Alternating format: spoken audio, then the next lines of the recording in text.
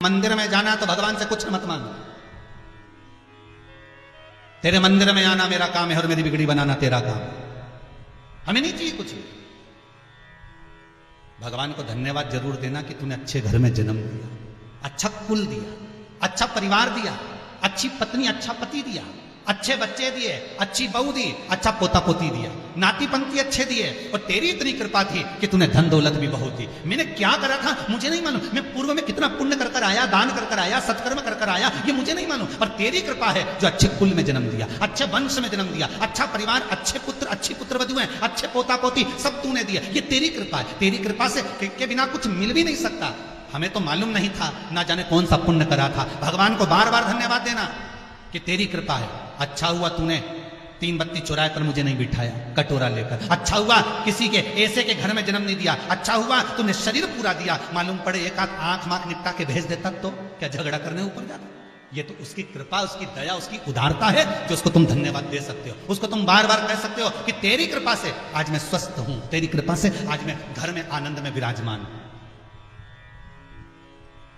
इससे पहले वाली कथा में कहा था कोरोना महामारी, कोरोना वायरस तुम्हारे मोहल्ले में पहुंच गया, तुम्हारी कॉलोनी में पहुंच गया, तुम्हारे दरवाजे तक पहुंच गया, किसी किसी के तो घर तक पहुंच गया। उसके बाद भी बाबा भोलेनाथ ने, त्रिकालदर्शी कैलाशी मेरे शंभू ने तुमको बचा कर रखा है, हाथ में झेल कर रखा है। तो शंकर को बार बार धन्यवाद देते रहना कि तेरी कृपा से बचाओ। नहीं तो मेरी मल्टी में, मेरे फ्लैट के पास में ना जाने कहां कहां तक आ गया। ये तेरी कृपा है, तेरी कृपा।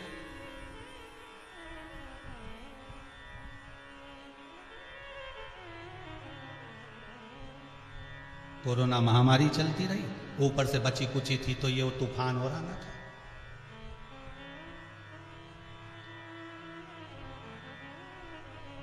क्या नाम था? तोके तोके ताऊ। अच्छा हुआ सब लोग अपने अपने छत पे जितनी पानी की टंकी है उसमें पानी भर के रखना है, तो ताऊ जी लेके चले जाए।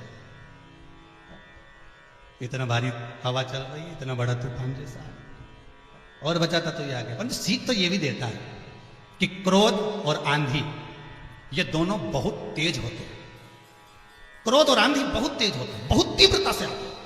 क्रोध भी बड़ी तीव्रता से आएगा, भयंकर, ये कर दूं, वो कर दूं, तोड़ दूं, फोड़ दूं, अपशब्द कह दूं, ताने दे दूं, गाली दे दूं, ना जाने क्या क्या बोल दूं। क्रोध और आंधी ये दोनों बहुत तीव्र होते हैं। पर ये दोनों जब समाप्त होते हैं, जब ये दोनों शांत होते हैं, तब मालूम पड़ता है कि नुकसान कितना हुआ। तब ज्ञात होगा कि नुकसान कितना हुआ। क्रोध जब समाप्त होगा तब लगेगा मैंने मम्मी को गलत कह दिया, मैंने पापा को गलत कह दिया। फिर किसी को लगेगा मैंने जीजी को गलत कह दिया, मैंने भाभी को गलत कह दिया, मैंने भैया को गलत कह दिया, मैंने देवर को गलत कह दिया, मैंने अपने काका जी को गलत कह दिया। जब क्रोध समाप्त होगा तब मन में लगेगा। और आंधी भी जब समाप्त होती है तब मालूम पड़ता है कि कितना नुकसान हुआ है। क्रोध और आंधी ये दोनों बड़े प्रबल होते हैं, पर समाप्त होने के बाद मालूम पड़ता है कि नुकसान कितना किया।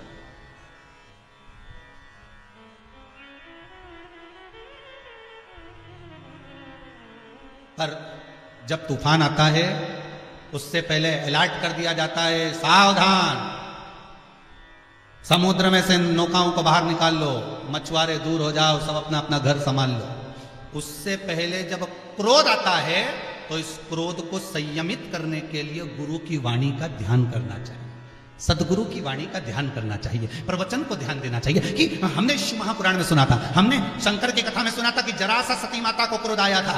इतना क्रोध माता सती को आया कि मां दक्षायनी ये भूल गई थी कि मैं प्राणों को कहां त्याग रही हूं, और उन्होंने अपने प्राण यज्ञ के कुंड में त्याग दिया।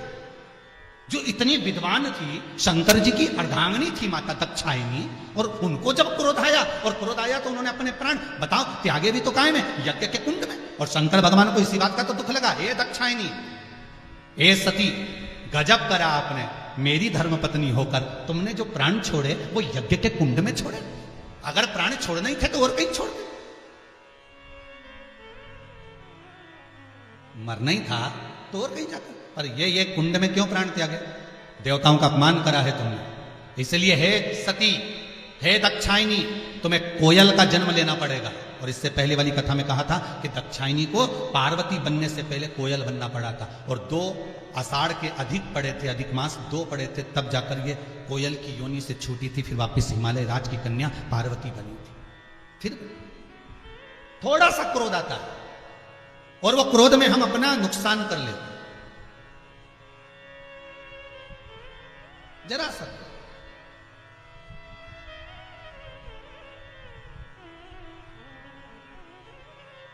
जरा सा गुस्सा आया और हमने अपना अहंकार दिखाया, तुम मुझे जानते नहीं हो, मैं हूं क्या।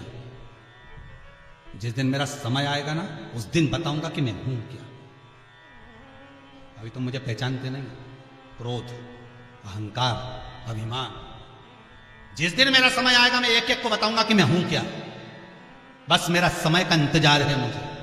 और एक दिन छाती में दर्द हुआ, हॉस्पिटल लेकर गए, डॉक्टर ने कह दिया समय आ गया। तब समझ में आया कि समय आना इसको कहते हैं। बाकी का जो समय गया वो तो जिंदगी जीने के लिए है, आनंद के लिए, अलमस्तता के लिए, भगवान के भजन के लिए, नाम जाप के लिए, नाम कीर्तन के लिए, नाम स्मरण के लिए। इसलिए बार बार कहते हैं कि श्वास में शिव समाया है और इस शिव को हमें पहचानना है। सुदामा जी जाते जाते अपने घर की ओर जब बढ़ रहे हैं तो उनके मन में ये आ रहा है कि मैंने कुछ मांगा नहीं, मैंने कुछ लिया नहीं, मैंने कुछ कहा नहीं। आपसे भी निवेदन है कि आप भगवान के मंदिर में जाओ, कुछ मत मांगो, कुछ मत बोलो, तुम तो जाओ, बस तेरे मंदिर में आना मेरा काम है। बस उससे जाके नयन मिला लो, उससे जाकर दर्शन कर लो।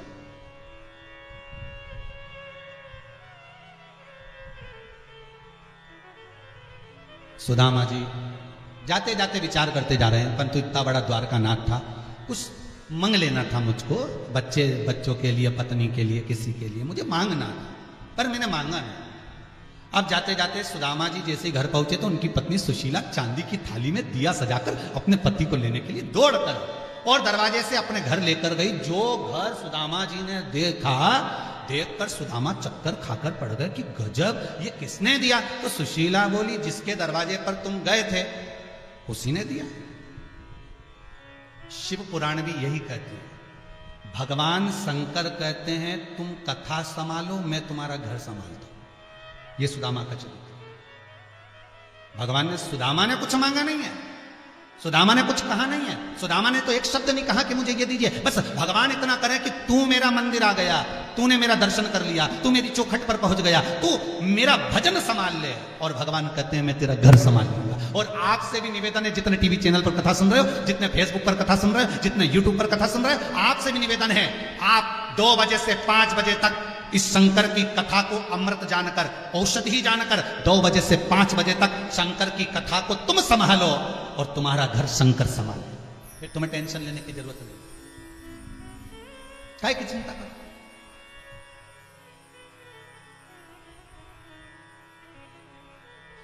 काय की चिंता। अभी 15 को समाप्त होनी थी कथा। 16 तारीख को किसी बहन का फोन आया था लातूर से, हमारे पड़ोस में उनसे बात चल रही थी, तो उन्होंने कहा हमारे पड़ोस में एक बेचारी, उसके घर के सब चले गए, अब उसकी बस केवल अम्मा बची है और एक बेचारी छोटी लड़की बची। गुरुजी बड़ा पूरा कोरोना आया। अब पूरे लातूर वालों को चिंता लगी कि इनका क्या होगा। तो हमने कहा लातूर वालों को चिंता करने की जरूरत नहीं है, चिंता करे वो जिसने जन्म दिया, चिंता वो करे, अपने को टेंशन लेने की क्या जरूरत। फिर निवेदन करेंगे, तुम्हारे जन्म से पहले उदर में जब वो अंदर तुम्हारा पेट भर सकता है, जन्म लेने के बाद मां के स्तनों में दूध देकर तेरा पेट भर सकता है, जिस समय पर तेरे दांत नहीं है, तू नौकरी करने नहीं जाता, तू सर्विस करने नहीं जाता, तू चाकरी करने नहीं जाता, कहीं कमाने के लिए नहीं जाता, किसी स्थान पर किसी फैक्ट्री आदि दुकान धंधे पानी में तू लगता नहीं है और माता की गोद में पड़ा रहता है, तो तेरा पेट वो परमात्मा भर देता है। तो चिंता करने की जरूरत क्या है। अगर उसने जन्म दिया है, गर्भ में रखकर भी तेरा पेट भरा, गर्भ के बाहर भी तेरा उदर का पालन करा, तो चिंता करने की जरूरत नहीं है। मरने के बाद भी और जीते जी भी सारी व्यवस्था उसको करना, तुझे नहीं करना। काहे की चिंता। अब उसकी गुड़िया का क्या होगा, उसके बच्चों का क्या होगा, करो। कई लोग ऐसे भी हैं जो खूब सारा जोड़ जोड़ कर चले गए, उसके बाद भी बच्चों को अगर देके भी चले गए तो शास्त्र कहता है पूत सपूत तो की धन संचय और पूत कपूत तो की धन संचय। बेटा सपूत होगा, खुद जोड़ेगा। संसार में ऐसे कई लोग हैं महाराज जिनके माता पिता ने 1 रुपया नहीं दिया होगा। संसार में ऐसे भी लोग हैं जिनको घर से 1 गिलास, 1 थाली, 1 लोटा लेकर निकल गए होंगे। संसार में ऐसे भी लोग हैं जब घर से निकले होंगे तो 1 जोड़ कपड़ा होगा। संसार में ऐसे भी लोग हैं जब घर से निकले होंगे तो कुछ भी हाथ में नहीं होगा। फिर भी निकल गए छोटे छोटे बच्चों को लेकर, अपना गांव छोड़कर, अपना नगर छोड़कर दूसरे नगर में, दूसरे गांव में, दूसरे प्रदेश में, दूसरी जगह चले गए। और वहां जाने के बाद उसके पास कुछ भी नहीं था, तो भी भगवान का नाम लेकर विश्वास रखकर जब काम चालू करा, हो सकता है कि आने वाले समय में उसकी फैक्ट्रियां भी चल रही हो सकता है आने वाले समय में उसकी दुकानें भी चल रही हो सकता है आने वाले समय में उसका व्यापार अच्छा चल रहा। उसकी किस्मत किसने बनाई? पूत सपूत तो की धन संचय, बस वो अपने संस्कारों पर जिया, वो अपने माता पिता के बतलाए मार्ग पर जिया, उसने अच्छा कर्म करा और नेक कर्म कर कर आगे बढ़ता रहा और बढ़ता रहा बढ़ता रहा बढ़ता रहा, इतना बढ़ गया कि आज दुनिया के लोग उससे प्रेरणा लेते हैं, परिवार के लोग उससे प्रेरणा लेते हैं। बस निवेदन इतना है कि पूत सपूत तो की धन संचय, अगर बेटा सपूत होगा, आपने अगर अपने बच्चों को अच्छा संस्कार दिया है तो बच्चे कुछ भी कर कर आनंद पा लेंगे। और पूत कपूत तो की धन संचय, अगर बेटा कपूत होगा, कितना भी जोड़ कर चले जाना, सब शेयर मार्केट में, डब्बा में सब गोल कर देंगे और पिताजी के पास आके आंसू बहा बहा कर रोएंगे, पिताजी। अब पिताजी भी क्या करे, उसने 2-4 एफडी करा के रखी है, तोड़ के फिर दे देगा बेचारा, क्योंकि बाप क्या कर सकता है, माँ क्या कर सकती है, ले और ले जा, एक बार और कुछ कर ले जा।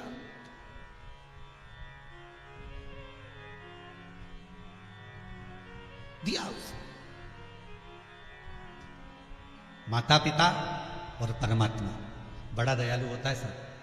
बच्चा कितना भी घाटा लगाकर आ जाए, फिर माता पिता उसको आगे बढ़ाने का प्रयास करते हैं। परमात्मा भी ऐसे ही होता है। कितनी बार लोगों ने इधर उधर भटका दिया, अरे कहाँ हनुमान जी के मंदिर जाए, कहाँ शंकर जी के मंदिर जाता है, कहाँ भगवान के मंदिर जाता है। वो तो सीवर वाला महाराज तो यूं ही लगा रहे, उनका तो यही काम है, बस 2 बजे से 5 बजे तक कथा में बैठ जाए, टीवी चालू कर लो और कथा सुन। तो उनका तो यही काम, सीवर वाले महाराज का तो बोलते जाओ बस है। कहाँ इनके चक्कर में पड़े। दुनिया के लोग तुम्हें मार्ग भटकाने का काम करेंगे, और जब मार्ग भटक जाएगा तब संसार में जाकर ऐसे खड्डे में गिर जाओगे, बास पीस कोई सदगुरु ही निकाल कर लाएगा। फिर मन में आएगा कि परमात्मा का भजन कर ले, स्मरण कर ले। ये संसार सागर व्यर्थ है। पर शास्त्र कहता है जब जागो तब सवेर। शिव महापुराण की कथा कहती है, एक चोर चोरी करने गया, राजा के महल में चले गए, वहां से चोरी कर भागा। राजा ने दूतों को पीछे लगा दिया, दूत देखते हुए जा रहे हैं सैनिक, इसके पांव देखते देखते देखते देखते गए तो आगे जाके गांव में गए तो जंगल में तो एक दूसरे गांव में पहुंचे, और दूसरे गांव में जैसे गया वो चोर, उसके पांव के निशान देखते देखते देखते पहुंच गए तो एक जगह पर कथा हो रही थी, एक जगह पर शिव महापुराण की कथा चल रही थी, प्रवचन चल रहे थे, और शिव पुराण के अंदर सत्संग में प्रवचन में वो चोर जाकर बैठ गया। सिपाहियों ने विचार करा, इसके कदम यहां तक आए, मतलब ये कथा में बैठा, अपन सब यहीं खड़े रहो, जैसे उठेगा वैसे दम हो जाए, पकड़। महाराज जी ने प्रवचन में खूब सुंदर सुंदर कथा कही, संसार में जन्मे हो भगवत स्मरण करो, ये मनुष्य की देह है बहुत छोटी सी, बुलबुला है, कब चले जाएगा पता नहीं पड़ पाएगा, अपनी जिंदगी को आनंदमय जियो, सत्यता का भाव रखो। उसने सुन लिया, चोर की बुद्धि बदल गई। सैनिक सब जाने लगे, सैनिक ने इसको पहचान लिया, इसको पकड़ के राजा के पास ले गए। महाराज ये चोर है। सैनिक राजा ने पूछा तुम कैसे पहचाने कि यही चोर है? इसके कदम, इसके चरण के चिन्ह से हम पहचान गए, इसके चिन्ह और चोर के चिन्ह एक जैसे। अच्छा। राजा ने उससे पूछा तुमने चोरी करी?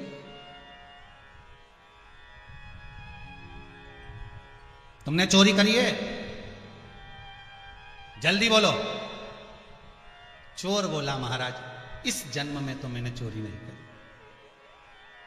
राजा ने कहा झूठ तो नहीं बोल रहे? सत्य कहता हूं, इस जन्म में मैंने चोरी नहीं करी। पक्का? बिल्कुल पक्का। राजा के पास में एक भाव था कि वो पीपल के पत्ते को हाथ के बीच में रखकर कच्चे सूत से बांधकर गरम धधकता हुआ लोहे का तवा हाथ पर रखता था।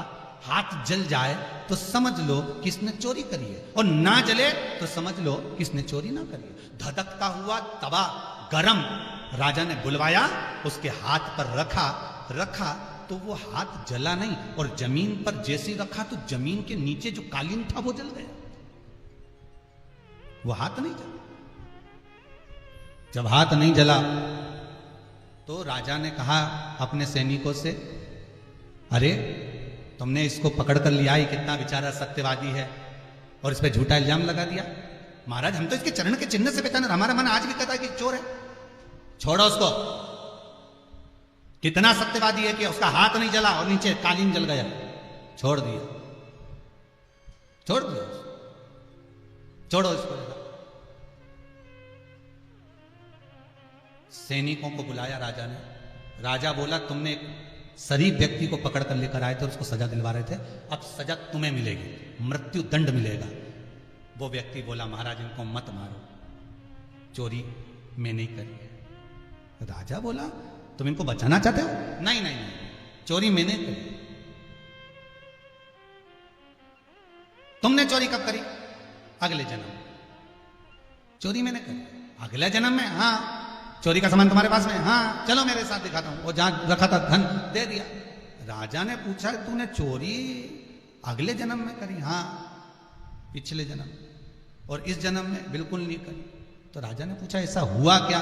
तो चोर ने कहा महाराज जब तक कथा नहीं सुनी थी उससे पहले एक जन्म था जिसमें मैं छल भी करता था, कपट करता था, बेईमानी करता था, प्रपंच करता था, झूठ बोलता था। एक जन्म वो था। और कथा सुनने के बाद मेरा दूसरा जन्म हुआ जिसमें मैंने विचार कर लिया कि अब मैं चोरी नहीं करूंगा। तो ये मेरा जिस जन्म में मैंने चोरी करी उस जन्म का बता दिया। तो मैं सत्य कहता हूं कि इस जन्म में अर्थात जब से मैंने कथा सुनी है, जब से मैंने भजन किया है, जब से मैंने स्मरण किया है, जब से मैंने नाम जाप लिया है, तब से मैंने ये सब काम बंद कर दिया। आपसे भी निवेदन है यही समझना कि शिव महापुराण की कथा सुनी उस दिन से हमारा दूसरा जन्म हो गया। हमारा दूसरा जन्म है। कहीं भगवान की कृपा, कहीं उसकी कृपा। तुम चंदा बनो तो मैं तारे बनूं,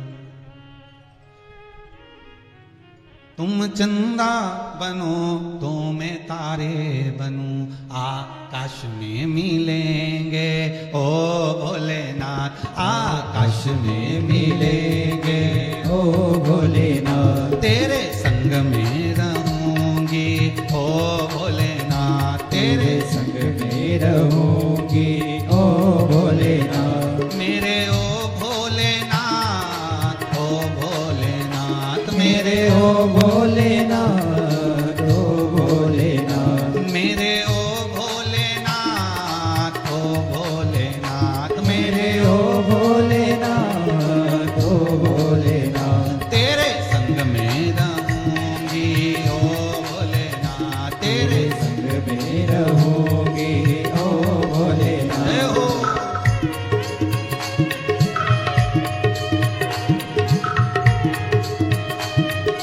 हरि बोल। हर भोले।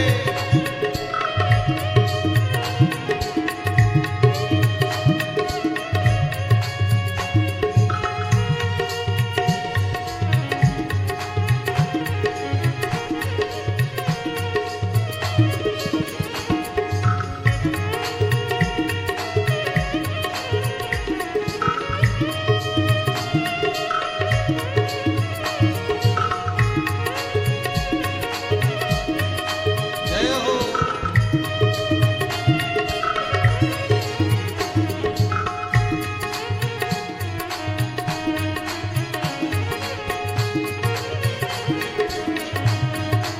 जय हो।